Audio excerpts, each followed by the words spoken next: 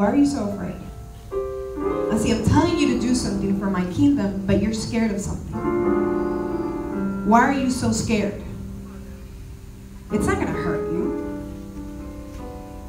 Why are you scared of it? Because of what you heard? How's it going, guys? It's Chucky from Mad Bio Reptiles, and today you're watching the first episode of Friendly Scales, a show where I take reptiles out to places where people would have never met these animals if it wasn't for me and educating them. Today we're gonna take snakes to a church and see if we can change their mind, see how they think about these snakes and why they think they're evil. A summary of the story goes like this. God told Adam and Eve not to eat from the forbidden tree. If not, then sin would start, and from there we would mess up. So a snake came along and told them to eat from this fruit, and Eve did, and so did Adam, and things just went bad.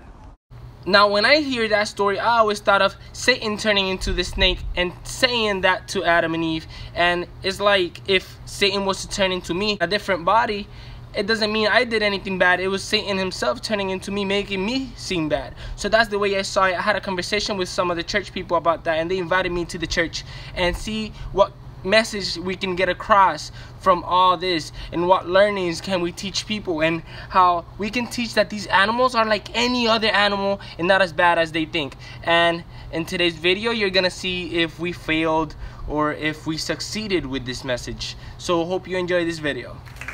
And Daniel brought a snake. Now I'm holding it so lightly, right? But the first time wasn't that deal, right? He's a professional. These are pythons, they don't bite.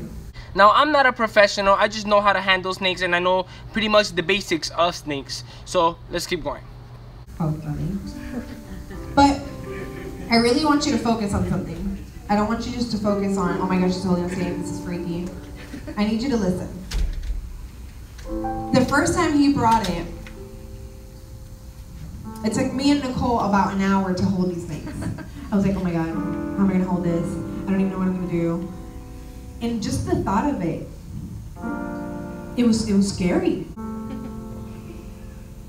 And right there where it was in a simple park. God was speaking to me. Amen. God was telling me, why are you so afraid? I see, I'm telling you to do something for my kingdom, but you're scared of something. Why are you so scared? It's not going to hurt you. Why are you scared of it? Because of what you heard. And I was like, wow. So I started to hold it, but I would give it back to him. I was like, no, it's doing something weird. So holding this one, I was like, oh, okay, well, I got this. Then a bigger snake came along. So this bigger one, and there's a reason why I'm holding it, because it took me so long to get comfortable with them. But I was terrified of the snake to the T. I was just terrified. I couldn't get it. I couldn't understand it. And God was telling me, why are you scared?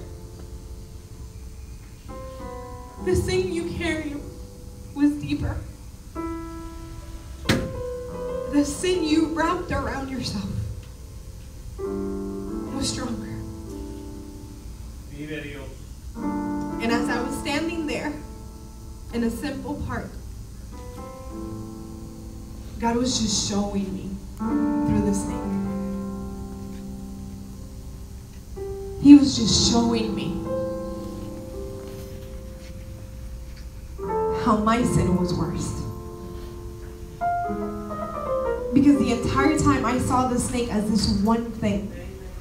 And I was so terrified of it. And God was like, yours was deeper. Yours was stronger. But there's a few questions I want to ask Daniel. Because there's a point I want to make. How long can a snake live? About 25 years, depending on the species. How many different types are there all over the world? Thousands. Now their brain, how big or small is it? It's pretty much like an inch long, pretty much. Just the tip of the head. And that goes for all the snakes? For, depending on the species, bigger snakes have up to this on the big pythons, but mostly small snakes have small brains. So when it comes to fear, Snakes don't have emotions, by the way. He told me that. When it comes to fear, what do they fear most?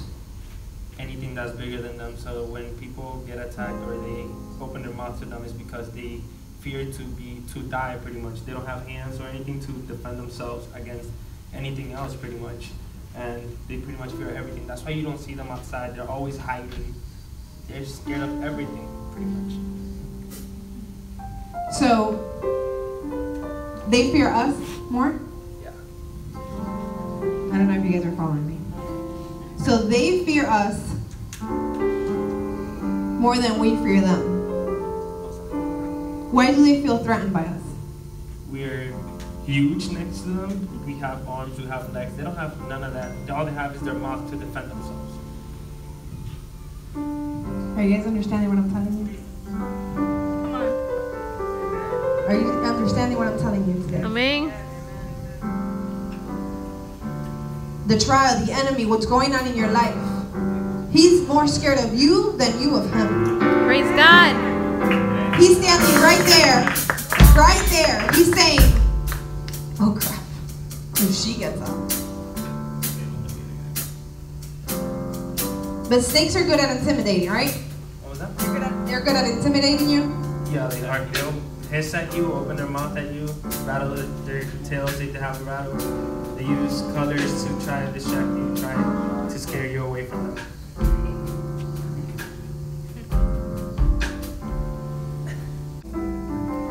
It works. Because I kid you not, when the snake came out, everyone's impression was like, she better not bring that thing over here, because if that bites me. Your automatic reaction was intimidation. And you probably felt defeated by something that you haven't even touched. The enemy sometimes doesn't have to do anything in your life. He'll just stand there and sit there, and he'll just be like, hello, I am here. If we wanted to capture them and bother them, that would provoke for them to attack. So pretty much, if you were just to back up, they would just try to bite you, and they back themselves up and leave themselves. You don't have to do much. All you have to do is back up yourself or not pay attention to it. You keep walking and the snake will get away from you. You don't really have to. You can keep walking and it won't do anything to you. But sometimes we don't keep walking from sin. We tend to stop and it looks pretty. And we stop there. Out of all the questions, there was one that shook me. Because I had the authority and the power the entire time, and I never did anything. I had the power and authority to rebuke anything in the name of Jesus. Amén. And I didn't do anything. So, what happens when we change their atmosphere? What happens when we change their climate? What happens when we change any surrounding around them? They don't like changes in humidity and climate and things like that. So when it gets cold, they go down and burrow and hide themselves. If it's too humid, they go somewhere less humid. When it's too dry, they have to go somewhere more humid. So they like to stay in a stable place where the temperatures, humidity, and everything stays the same for them. They don't like the change of climate wherever they are. They don't like change. They don't like for you to mess with their atmosphere. They do not like change. Why? That's just how they live. That's a form of them to live. They need humidity to be able to actually breathe. So if you change their atmosphere, they don't like it. If you start shifting things around, they're going to start feeling uncomfortable. They're going to start feeling these things. They're going to start feeling like, put me back in this cage, or get me back in this heat, because I'm not liking this. Jonathan.